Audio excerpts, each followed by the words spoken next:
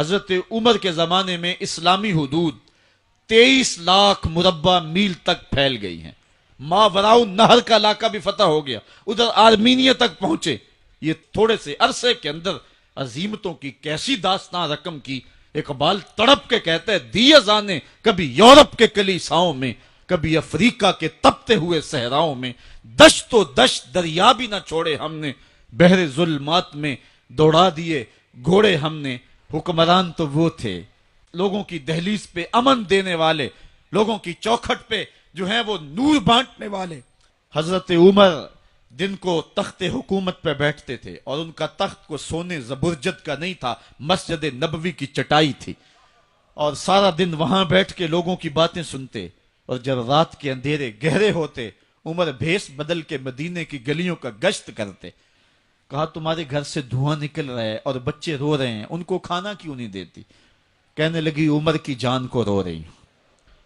عمر کے پاؤں تلے سے زمین نکل گئی. کہا کیا ہوا؟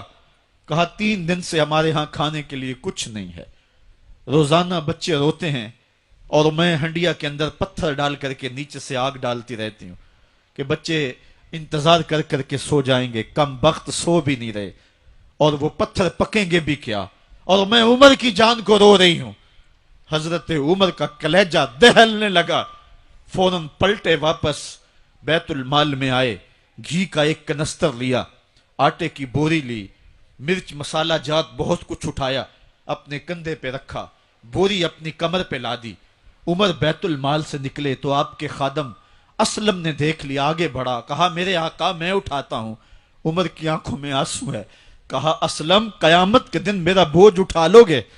کہا قیامت کے دن تو اپنا اپنا بوجھ اٹھانا پڑے گا. کہا عمر کو آج اپنا ہی اٹھانے دو. حضرت عمر وہ گھی کا کنستر اور وہ آٹے کی بوری سر پہ اٹھائے ہیں اور اس خاتون کے گھر جاتے ہیں اور دستک دیتے ہیں. وہ جب دیکھتی ہے اس کی جان میں جان آ جاتی ہے. کہا جلدی جلدی آٹا گوندو، اور عمر سبزی کاٹنے لگ جاتے ہیں. حضرت عمر رضی اللہ تعالی عنہ سبزی تیار کر دیتے، ادھر آٹا گند جاتا ہے اور پھر اوپر چولہا رکھا جاتا ہے، چولہے کے اندر آگ رکھی جاتی ہے، وہ کھانا پکانے لگتی ہے، آگ بجھتی ہے. تاریخ نے لکھا ہے آگ بجھنے لگتی ہے، عمر جھک کر کے پھونکے مارتا ہے. عمر جھک جھک کے پھونکے مارتا ہے. کھانا پک گیا اور بچوں کے سامنے کھانا رکھ دیا، بچے کھا رہے ہیں. اب بچے رو رو کے نڈال ہو چکے تھے. حضرت عمر اپنے ہاتھوں کو اور اپنے گھٹنوں کو اور اپنے پاؤں کو زمین پہ لگا کے، جس طرح بکری کا بچہ چلتا ہے ویڑے کے اندر، کبھی ادھر چلتے ہیں کبھی ادھر چلتے ہیں، تاکہ بچے مجھے دیکھ کے خوش ہوں اور دل میں کہتے عمر جتنا رلایا ہے اب اتنا ہنسانا بھی پڑے گا.